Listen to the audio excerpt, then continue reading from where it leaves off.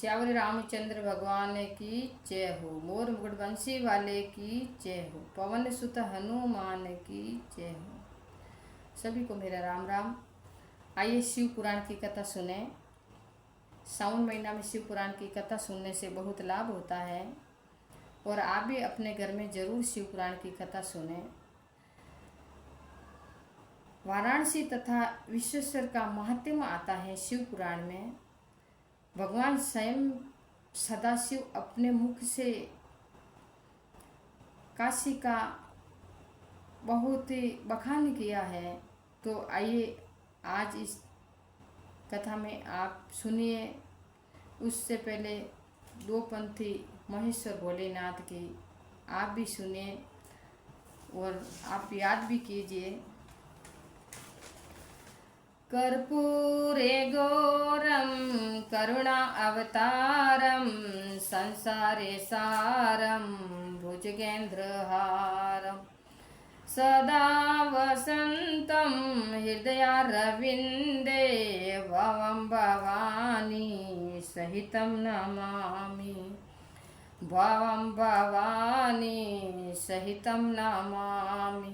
सानन्दे मानन्द वने वसन्तं आनन्दे कन्दं हतपापे वृन्दम् आनन्दे कन्दं हतपापे वृन्दं वाराणसीनाथ मनथनाथं श्रीविश्वनाथं शरणं प्रपन्दे। वाराणसीनाथ मनथनाथं श्रीविश्वनाथं शरणं प्रपन्दे। श्रीविश्वनाथं शरणं प्रपन्दे। ओम नमो शिवाय। तो आज की कथा वाराणसी विश्वनाथ सदाशिव भोलेनाथ की आती है। तो सूत जी कहते हैं कि हे मुनीश्वरों, मैं संक्षेप में ही वाराणसी तथा विश्वेश्वर के परम सुंदर महात्म्य का वर्णन करता हूँ, आप ध्यान पूर्वक सुनो। एक समय की बात है कि पार्वती देवी ने लोक हित की कामना से बड़ी प्रसन्नता के साथ भगवान शिव से अविमुक्त क्षेत्र और अविमुक्त लिंग का महात्म्य पूछा। तब परमेश्वर शिव ने कहा कि यह वाराणसी पूरी सदा के लिए मेरा गुप्तम क्षेत्र है और सभी जीवों की मुक्ति का स्वरता हेतु है।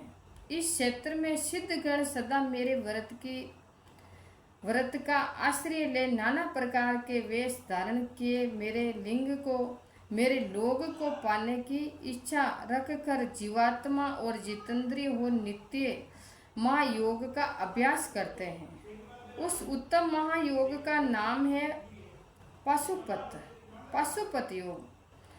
उसका श्रुतियों द्वारा प्रतिपादन हुआ है। वह भोग और मोक्ष रूप फल प्रदान करने वाला है। हे महेश्वरी, वाराणसी पुरी में निवास करना मुझे सदा ही अच्छा लगता है। भगवान शिव कहते हैं कि हे पार्वती, वाराणसी पुरी जैसे काशीपुरी में मेरे को निवास करना बहुत ही अच्छा लगता है। जिस कारण से मैं सब कुछ छोड़कर काशी में रहता हूँ उसे बताता हूँ, आप ध्यान पूर्वक सुनो। मेरा जो भगत तथा मेरे तत्व के ज्ञानी है, वे दोनों अवश्य ही मोक्ष के भागी होते हैं।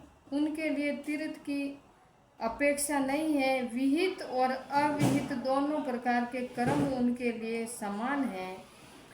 उन्हें जीवन मुक्त ही समझना चाहिए। जो वे दोनों कहीं भी मरे तुरंत ही मोक्ष प्रदान कर लेते हैं। यह मैंने निश्चित बात कही है। सर्वोत्तम शक्ति देवी उमे, इस परम उत्तम अविमुक्त तीर्थों में जो विशेष बात है उसे तुम ध्यान पूर्वक मन लगाकर सुनो। सभी वर्ण और समस्त आश्रमों में लोग, चाहे वे बालक, जवान या बूढ़े कोई भी क्यों न हो, यदि इस पुरी में मर जावे मर जाए तो मुक्त हो ही जाते हैं, इसी में कोई संशय नहीं है।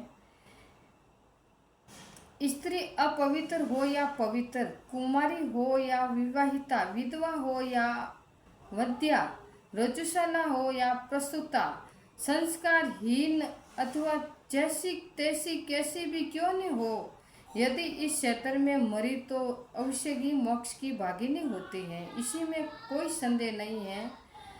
स्वेदज,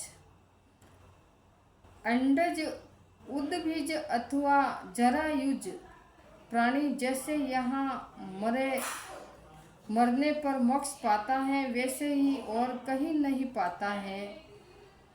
हे देवी, यहाँ मरने वाले के लिए न ज्ञान की अपेक्षा है, न भक्ति की, न कर्म की आवश्यकता है, न दान की, न कभी संस्कृति की अपेक्षा हो, न धर्म की ही। यहाँ नाम कीर्तन पूजन तथा उत्तम जाति की भी अपेक्षा नहीं है।